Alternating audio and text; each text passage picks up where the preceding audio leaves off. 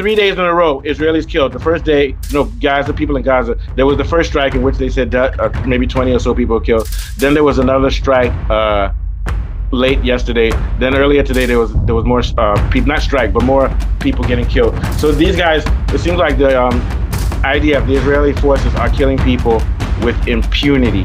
And from Al Jazeera, I'm going to quote Al Jazeera, even though they may be biased. They said that these refugees, these Palestinians, were lured to that place where there was aid. They were lured there to be killed, and that's what they're doing. What do you think? Yeah. Well, what I would say is that it's not so much that they're biased; they're the only people on the ground that are able to report anything about what's going on. I don't think they're biased, but I think people will say that that's the most strong news line, but it's coming from an Arabic source. Trust me, I believe it. I believe it. Yeah, go ahead. I believe what they're saying. Maybe what we do is, and then we have to look at the pictures of what we're seeing, and a lot of the reporting and information is coming directly from the victims themselves on their phones, and we're just seeing it. So we know, and yet we are still focusing on the man called Muhammad, the Semite man called Muhammad that attacked 8 people in America. It's still the main. How do we know he wasn't even hired by the CIA to do that? That's how cynical. My view is he was hired by the CIA to do that, to enact what happened afterwards. Go ahead. Yeah. Yes, because and notice his name is Muhammad. Yes, they've been using words like anti-Semitism and Holocaust around this attack. They've tried to make it as bad or worse than October 7th, that it's tragic. And I go back to, this is how you react to one set of people. But this is now America that's doing this, not Israel. Israel can do whatever they want. It's their country. They're the ones doing it. But America is not Israel. America is a different country. It should be able to express itself through its people, because what it's doing is destroying its image, because the world can see what's going on. And not everybody lives in America. We can see what's going on. It has to stop. Yeah. So what's happened, like you said, America doesn't have a left anymore. What I mean by a left, true left is when you have people who are socialist, who believe in humanity, who believe that borders are wrong. I mean, we know we have to have borders for nations, but because I live in this border and I'm from the US and somebody lives in another border from India, no, there's only one race of people, and it's human beings. If I see a small child dying anywhere, I'm going to help them. If somebody brings a child that's an orphan to my house and they have nowhere else to go, and there's a bunch of people out there wanting to kill them, I'll take care of them just as much as my own son, because my son is biology. Biology to me is narcissism. Oh, this is my son. I have to treat him better than everybody else. No, all human beings deserve the same treatment. If my son told me he's going to join the army to go and help IDF kill people in Palestine, I'll disown him. But what we have now is this tribalism with borders. So going back, the U.S. doesn't have a leftist movement anymore. They think the left is that, if you want to have a sex surgery, you can cut off your dick, and LGBTQ. That's not left. What left is that all human beings are shareholders in the wealth of the world, and we should live peacefully and push for economic systems that are humane for everybody because we're interconnected. That's not the American view.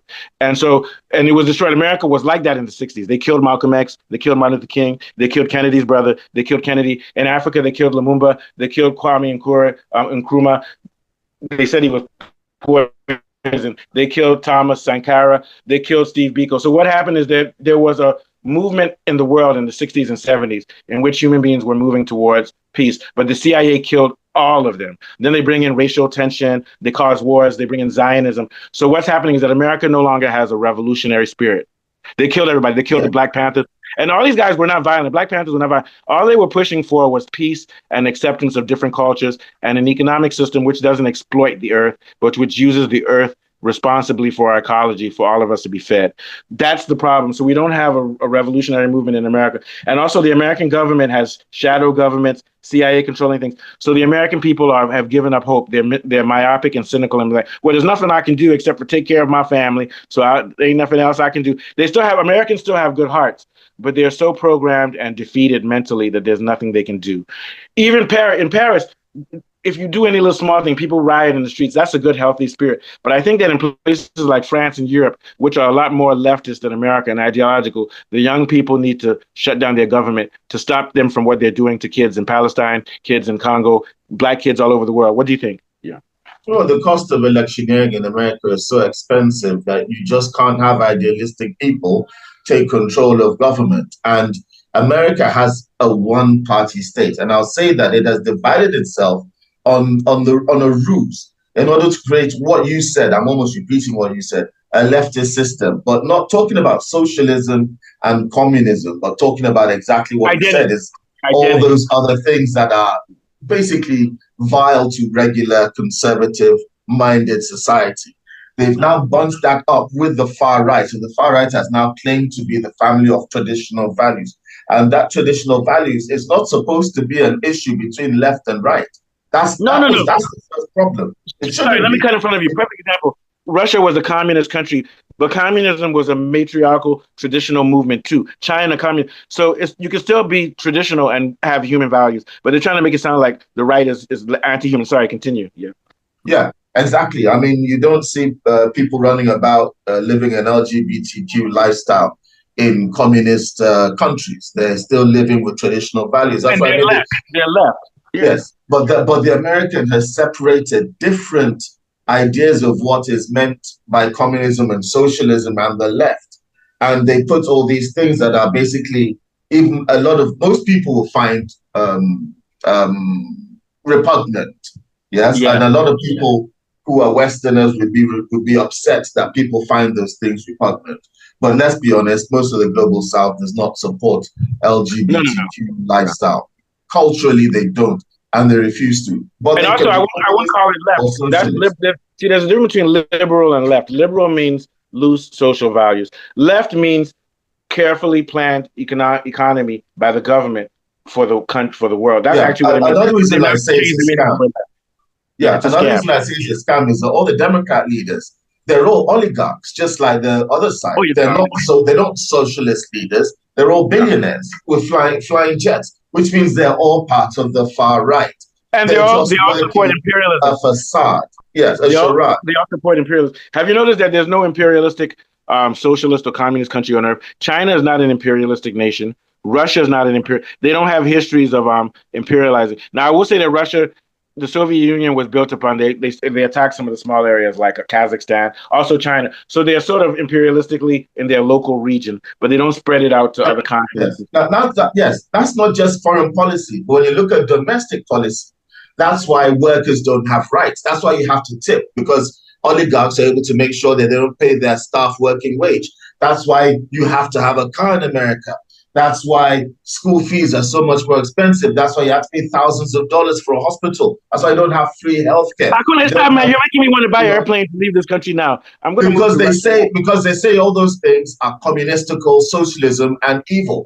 And the rich people have tricked the poor people to believe this. And so they are proud of being in their poverty in the hope that one day they'll win the American dream and 1 out of 100 of them will become rich.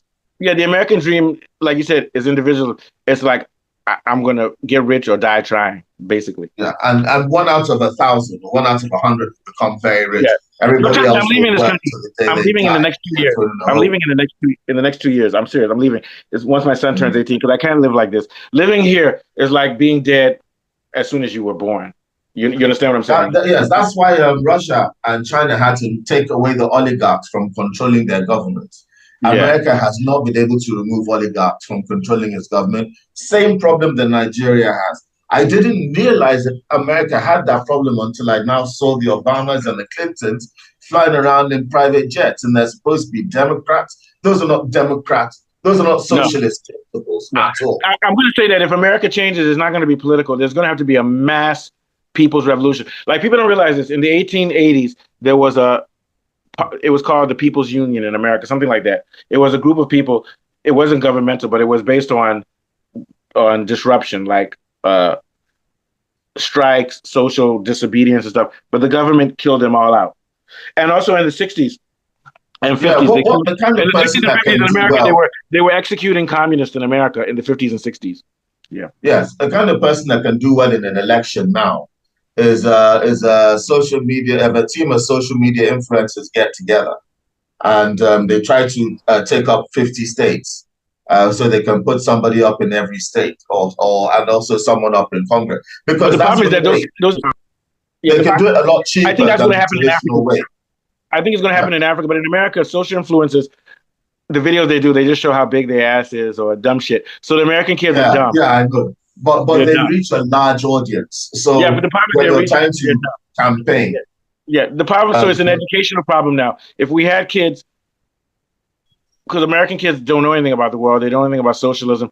If we had kids with the way they're working on these with their social influential power, if they were pushing a socialist movement or pushing in the war, it would end in 2 days. So that's yeah. the problem. The U.S. educational system is terrible. And in the U.S., to get good education, you have to send your kids to private school and pay $30,000 a year. And then when you go to a school where you pay $30,000 a year, they turn them into oligarchical thinkers. You get my point. So in other words, there's no proper humanistic education in America at all. You can go to university now. If you protest in universities and say you're against the killing of Palestinian kids, they can kick you out of the university. If you're a professor who does research to prove that Israel is killing people independently, you'll lose your job as a professor. So in America, there's no such thing as a humanitarian education anymore. So America's in big trouble. Today's protester is tomorrow's oppressor. Yeah. So we're done for today. That was a good one. Yeah. So I think we've covered enough for today and tomorrow, unless something big happens again. At some point, we'll be doing a show every day. We want our show to become big. It's just you and me on this channel. The geniuses we're the political animals. We're bragging, because we know what we're talking about. We want to ask people to subscribe, check us out on Rumble, check us out on YouTube. We got our beer here because what the world needs now is beer. Well, all right, I've got water to do. I'm working, but sorry because we got off track. But any last reflections on the killings that happened today in Israel, in Palestine, where they're still killing people? Yeah.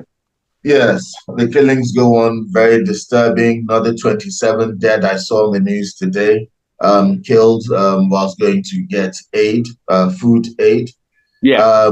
And we are still rumbling on about the attack, which also is very upsetting for me because it's an excuse for Israel to ramp up more killing. If anybody does any kind of terroristic attack against any Israelis. I'm not saying Jews, Israelis, because the Orthodox Jews are fighting with the Zionists. There's an infight between the Orthodox Jews and Zionists. So when I'm saying the Israelis or the Zionist Israelis are the ones that are now claiming to hide behind the shield of the Orthodox Jew and say this is anti-Semitic because we are Jews. And they now want to make the word anti-Semitic mean only Jews, that Arabs are not Semites. That's what they're now trying to do in America, by changing all of that. So I fear it'll be like. It'll be like a white South African who's getting killed, and then you say you're against Afrikaners. They'll say you're anti-African. It's the same type of thing. Yeah. This misinformation breeds hate.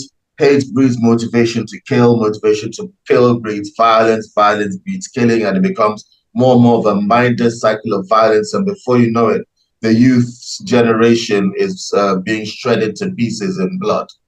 And we don't want to see that. Yeah. So we don't want to see fighting outside. We don't want to see fighting inside. We want peace. Okay. Ultimately, we want fighting to stop.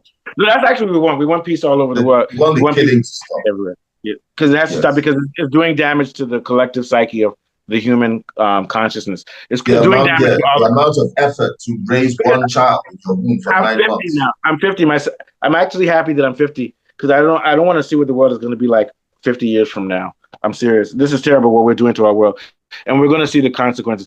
All right, Kunle, thank you. So we'll talk later. Have a good one. Okay. All right. Got one. Nice one, guys. Yeah, nice. Okay. Guys, there's only 2 of us. There's only 2 of us. All right, bye.